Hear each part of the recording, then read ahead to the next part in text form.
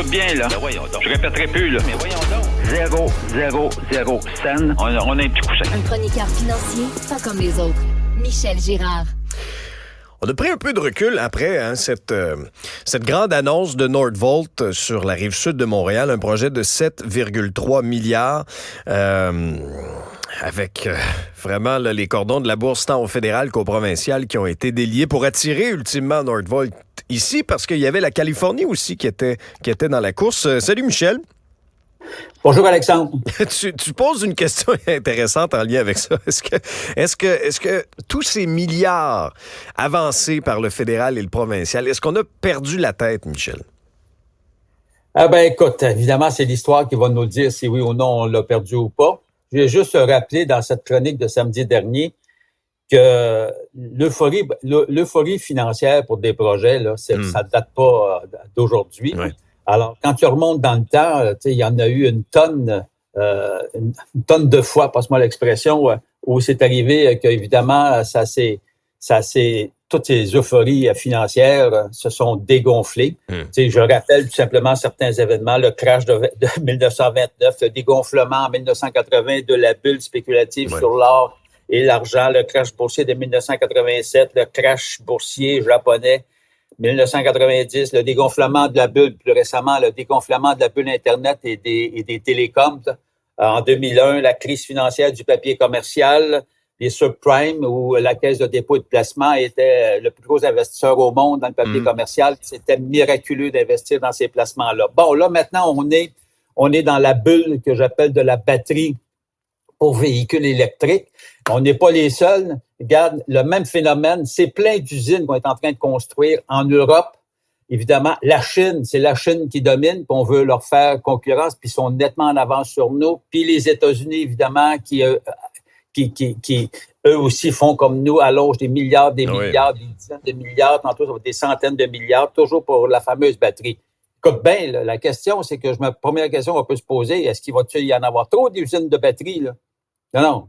Alors, mais là, il faut quand même rappeler, et là, une déclaration du cofondateur de Nordvolt, à notre collègue Francis Alain du Journal.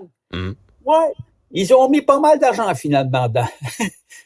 Ils le reconnaissaient. Ils en ont mis pas mal d'argent. Ben oui, c'est sûr, on l'a gagné. Pourquoi tu penses qu'on l'a gagné? C'est parce qu'on a mis justement beaucoup plus d'argent que les autres, en plus de fournir l'électricité, qui, je le rappelle, on va en manquer. Il faut donc construire des barrages. Bon, cela étant dit, je souhaite de tout cœur, effectivement, Alexandre, que ça réussisse, qu'on fasse de l'argent. Mais là, il faut revenir quand même sur terre. Tu sais, quand le président de la Banque du Canada, de la Banque nationale disait, Laurent Ferreira, tu sais, la semaine dernière, ou il y a plus de 2 semaines, il était venu tempérer, là. Comment? Il était venu tempérer un peu les choses, puis notre retour sur l'investissement, lui.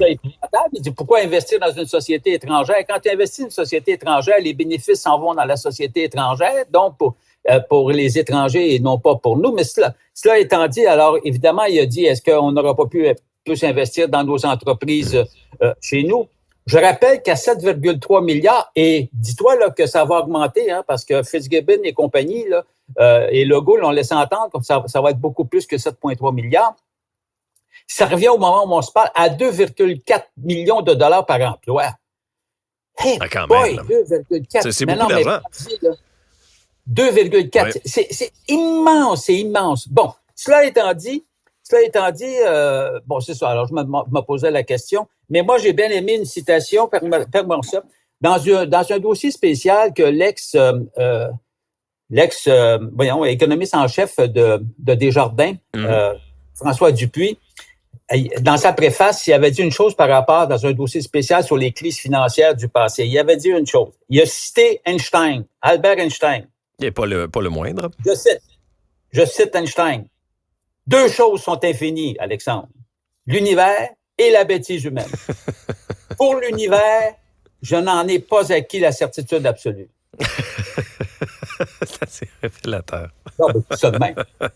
Mais tu sais, j'ai hâte de voir. Moi, honnêtement, Michel, en toute transparence, moi, je roule électrique. J'ai une voiture électrique. Je suis très, très, très content aussi. Puis, tu sais, on s'en va vers ça. Si tu regardes les gros constructeurs, là, que ce soit comme Volvo, on se dirige 100% électrique dans quelques années. Il y en a plusieurs également. Alors, tu posais la question, est-ce qu'il va y avoir trop d'usines de batteries?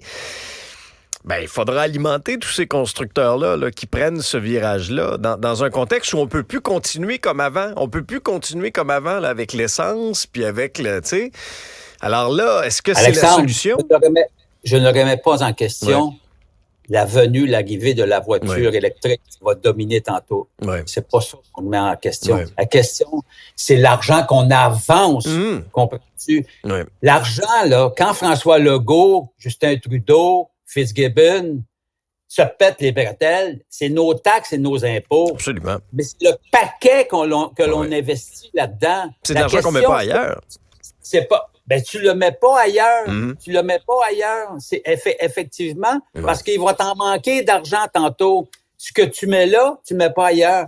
En plus, les bémols, c'est bien beau la grosse usine, la 3000 emplois qu'on va construire ici sur la rive sud, là, côté de chez nous, là. Dans ta cour. Dans ma cour, à McMasterville, Saint-Basile-le-Grand. Mais oui, 3000 de plus. Qu'est-ce qui arrive des écoles? On manque d'écoles. Qu'est-ce qui arrive Imagine-toi en santé. Là. Mais non, mais pensez 2 minutes. On n'a pas de médecin de famille. Tu sais, j'en cherche un. On n'en trouve pas de médecin de famille. Alors, et les maisons, la surenchère au niveau, la circulation, la petite route sans cesse, ça suffira pas. Elle est déjà congestionnée. Elle en a plein son casque du trafic. Donc, il va falloir que tu construises des infrastructures. Tu comprends-tu? Ah oui, tout à fait. Alors, ça traîne toutes sortes de concepts. Je suis pas contre la voiture électrique, évidemment pas. Tu sais, mais c'est parce qu'à un moment donné, puis en plus, c'est des compagnies étrangères. C'est pas des Québec, c'est pas des PME. Puis aujourd'hui, là, ça me console. Je viens de lire la presse. Et puis, notre ancien maire de Québec, là, ben lui ici, il se pose la question. Oh, j'ai la bombe.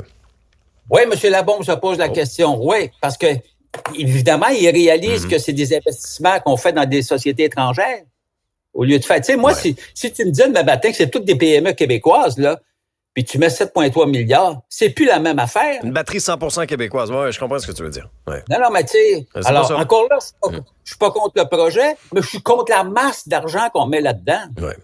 Et dis-toi que ta maison va prendre la valeur, Michel. Oh boy, ben oui, on s'en fout-tu. Ben oui, je m'en vais où après? Alors, mais je comprends que ça déchire les passions.